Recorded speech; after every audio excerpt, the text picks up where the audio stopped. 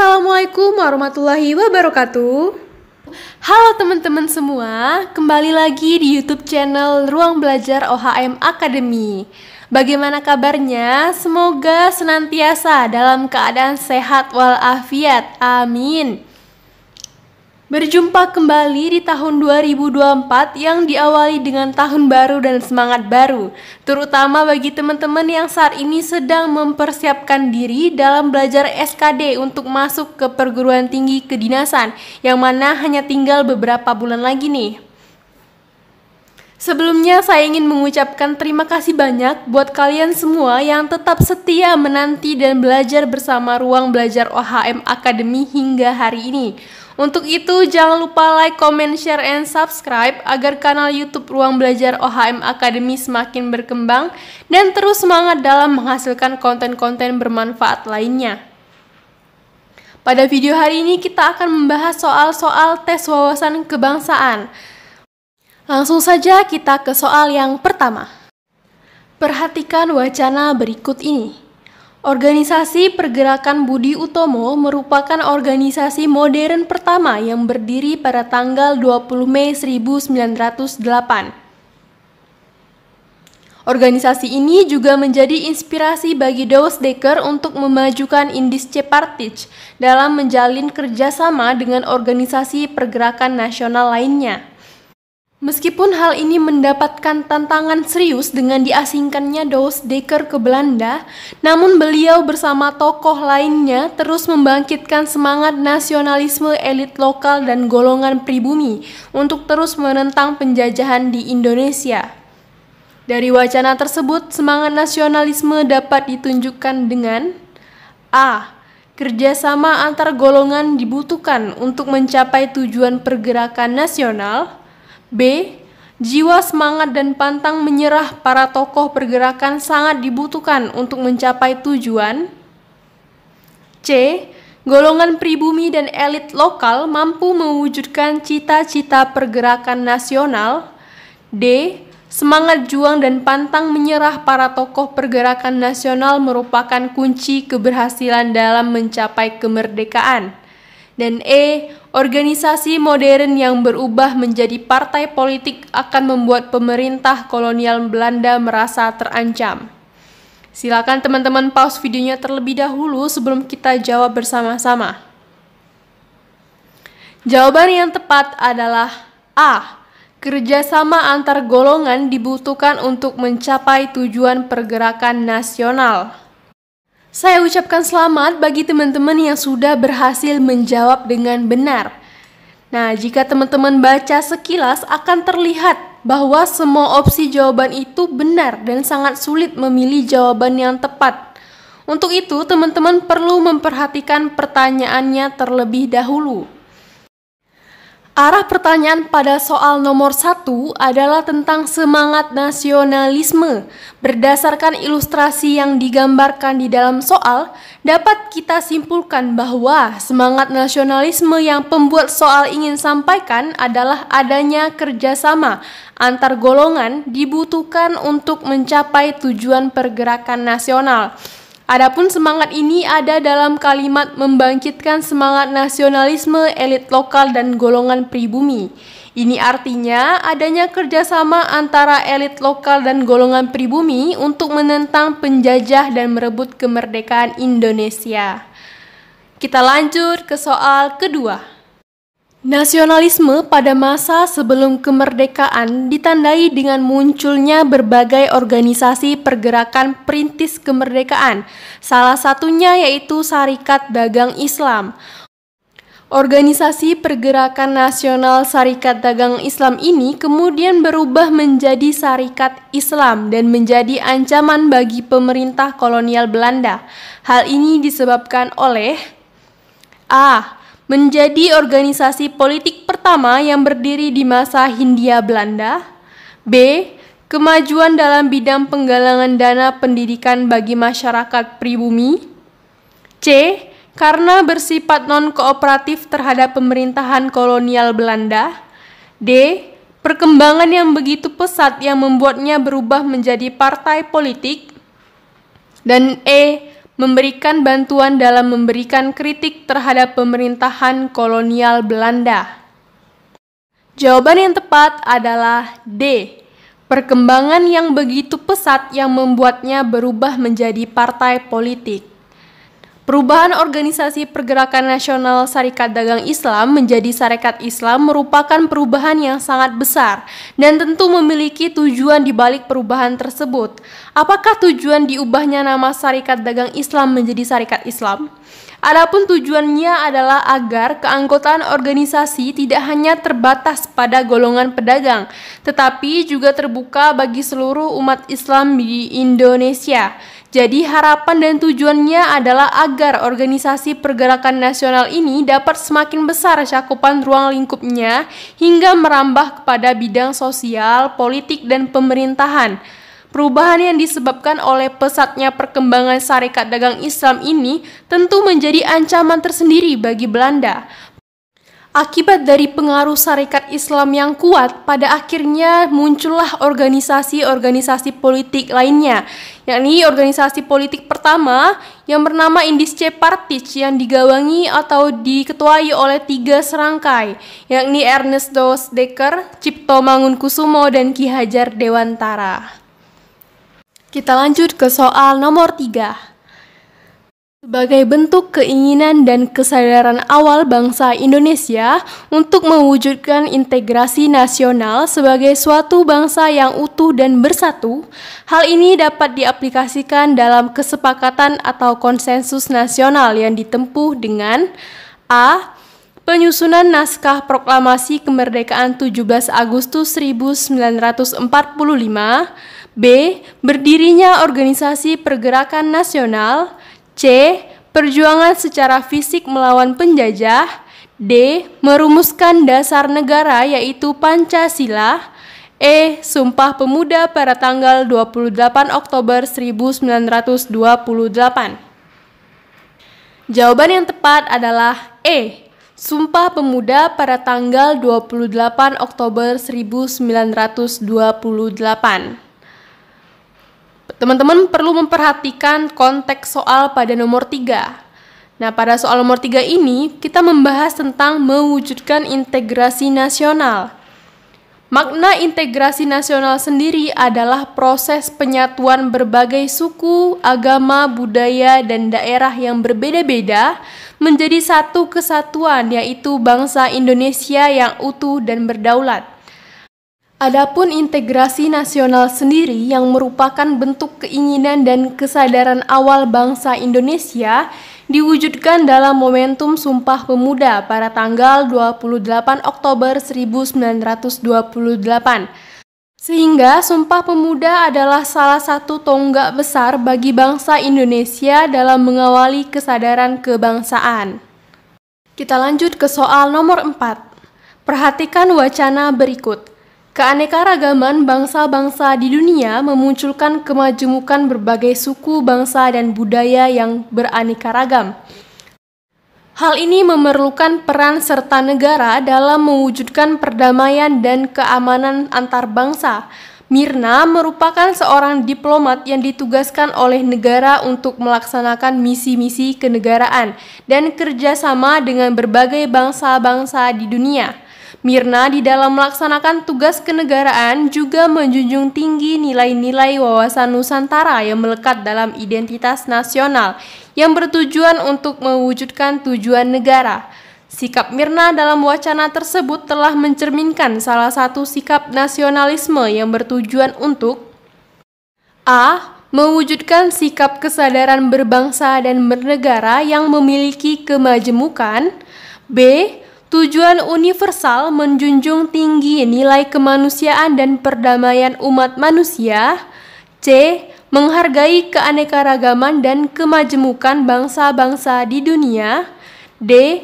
Melindungi segenap bangsa Indonesia dan seluruh tumpah darah Indonesia. E. Memajukan pergaulan dengan negara-negara di dunia sebagai bentuk eksistensi bangsa Indonesia. Jawaban yang tepat adalah B.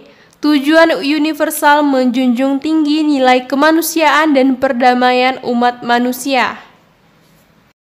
Berdasarkan ilustrasi pada soal nomor 4, dapat disimpulkan bahwa sikap nasionalisme yang ditunjukkan oleh Mirna yang merupakan seorang diplomat ialah dalam menjalin kerjasama bangsa-bangsa di dunia dengan dasar kemajemukan suku bangsa di dunia, terlihat jelas bertujuan untuk mewujudkan tujuan internasional atau universal. Adapun tujuan internasional yaitu menjunjung tinggi nilai kemanusiaan dan perdamaian umat manusia. Yang mana hal tersebut sesuai dengan jawaban pada opsi B. Kita lanjut ke soal nomor 5. Perhatikan pernyataan berikut. 1. Dalam bergaul di masyarakat, Maya tidak memperdulikan perbedaan suku bangsa. 2. Indonesia mengikuti kebijakan luar negeri Tiongkok dalam hal politik luar negeri. 3. Masuknya produk dari Singapura tidak terbendung membanjiri pasar domestik. 4. Rahma tetap mempertahankan ideologi Pancasila meskipun sedang kuliah di luar negeri. 5. Diselenggarakannya konser musik Coldplay memajukan ekonomi dan geliat pasar dalam negeri. 6. Timnas Garuda Indonesia berhasil meraih emas dalam pertandingan Asian Games di Kamboja. Berdasarkan pernyataan di atas yang bukan merupakan contoh penerapan wawasan Nusantara adalah A. 2, 3, dan 5, B. 3, 4, dan 6, C. 1, 2, dan 3, D. 1, 4, dan 5, E. 4, 5, dan 6. Jawaban yang benar adalah A. 2, 3, dan 5. Merujuk berdasarkan ketetapan Majelis Permusyawaratan Rakyat tahun 1993 dan 1998 tentang garis-garis besar haluan negara atau GBHN memaparkan bahwa makna wawasan Nusantara merupakan cara pandang dan sikap bangsa Indonesia mengenai diri dan lingkungannya dengan mengutamakan persatuan dan kesatuan bangsa serta kesatuan wilayah dalam menyelenggarakan kehidupan bermasyarakat, berbangsa dan bernegara untuk mencapai tujuan nasional. Pada soal nomor 5, hal yang ditanyakan adalah yang bukan merupakan penerapan wawasan kebangsaan. Maka jawaban yang paling tepat adalah pada nomor 2, yaitu Indonesia mengikuti kebijakan luar negeri Tiongkok dalam hal politik luar negeri. Dan nomor 3, yaitu masuknya produk dari Singapura tidak terbendung membanjiri pasar domestik. Dan nomor 5, yaitu diselenggarakannya konser musik Coldplay memajukan ekonomi dan geliat pasar dalam negeri. Karena ketiga hal tersebut tidaklah dapat mendukung mewujudkan tercapainya tujuan nasional bangsa Indonesia. Kita lanjut ke soal nomor 6. Perhatikan kisah tokoh berikut ini. Haji Agus Salim merupakan sosok pejuang bangsa yang memiliki integritas. Salah satunya adalah sikapnya yang tidak mau menyekolahkan anak-anaknya dalam pendidikan formal. Hal ini bukan tanpa alasan, tapi karena beliau telah merasakan sendiri akibat dari mendapatkan pendidikan sekolah Belanda, serta bekerja sebagai bagian dari pemerintah Belanda. Hingga beliau tidak tega jika anak-anaknya melalui jalan yang sama dengan dirinya. Berdasarkan kisah tersebut, nilai integritas yang dimiliki oleh Haji Agus Salim adalah A. Keberanian, B. Kejujuran, C. Tanggung jawab, D. Kesederhanaan, E. Kepedulian. Jawaban yang tepat adalah E. Kepedulian. Berdasarkan kisah tersebut, kita dapat melihat bahwa nilai integritas yang dimiliki oleh Haji Agus Salim adalah kepedulian. Hal ini tergambar dari kalimat sehingga beliau tidak tega jika anak-anaknya melalui jalan yang sama dengan dirinya. Jalan yang dimaksud adalah mengenyam pendidikan di sekolah Belanda dan bekerja sebagai bagian dari pemerintah Belanda.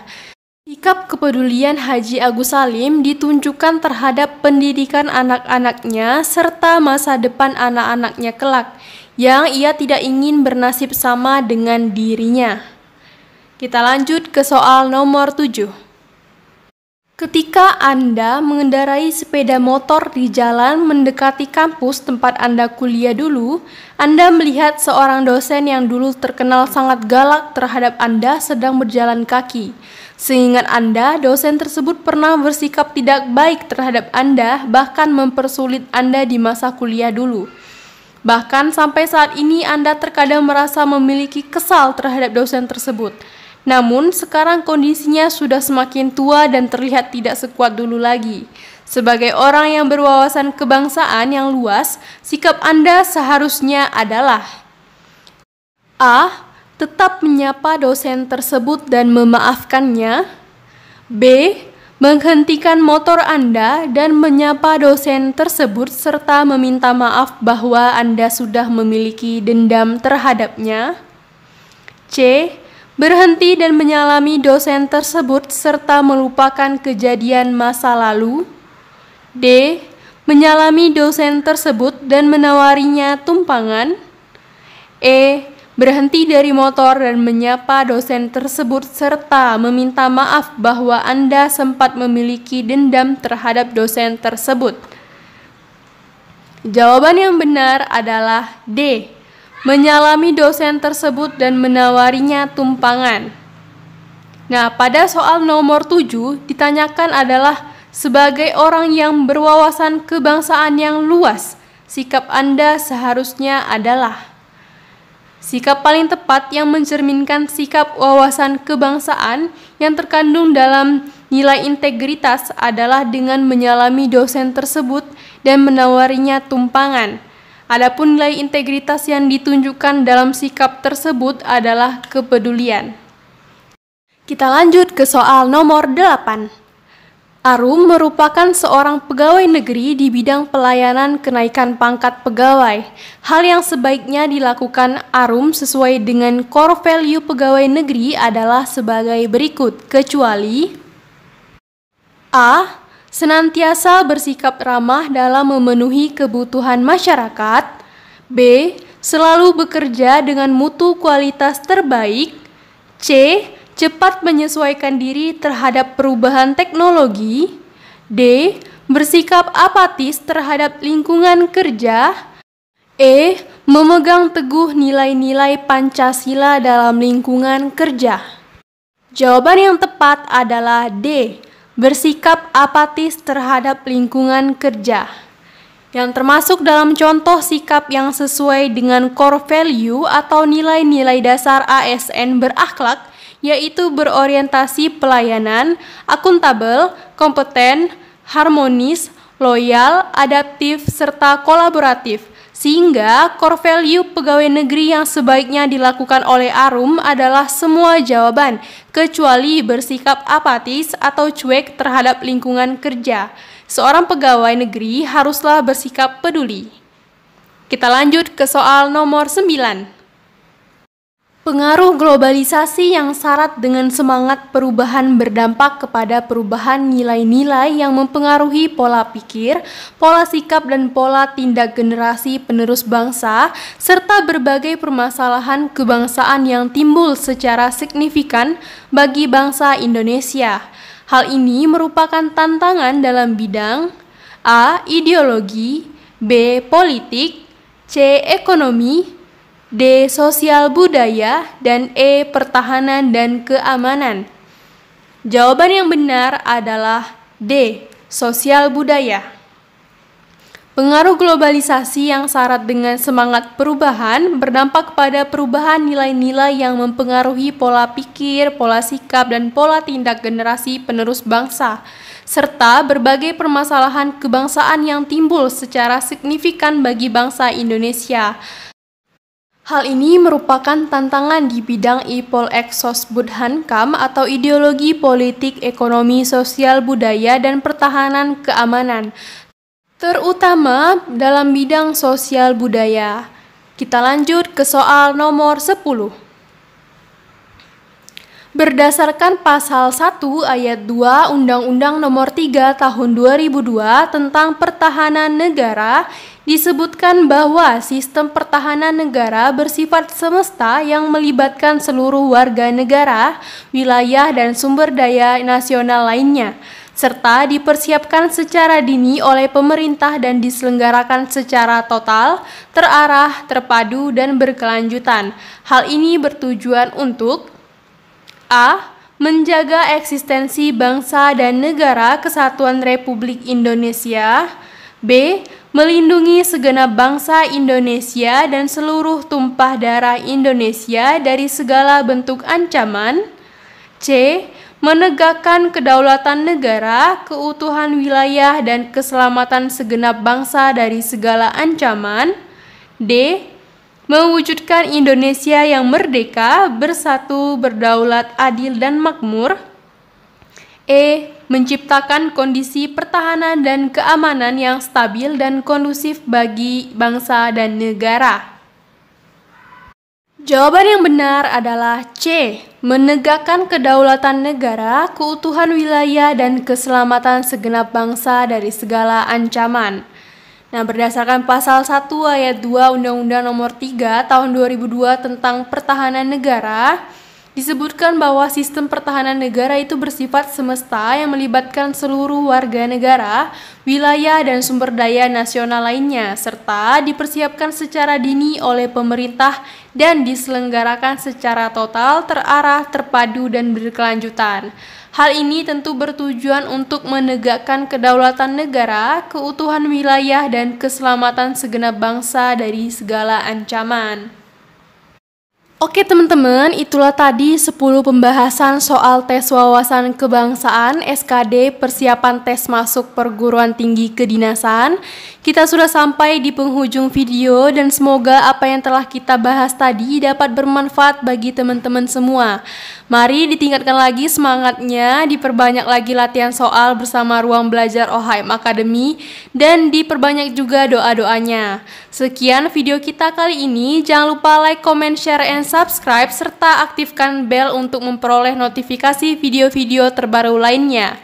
Sampai jumpa di video selanjutnya, saya akhiri. Assalamualaikum warahmatullahi wabarakatuh.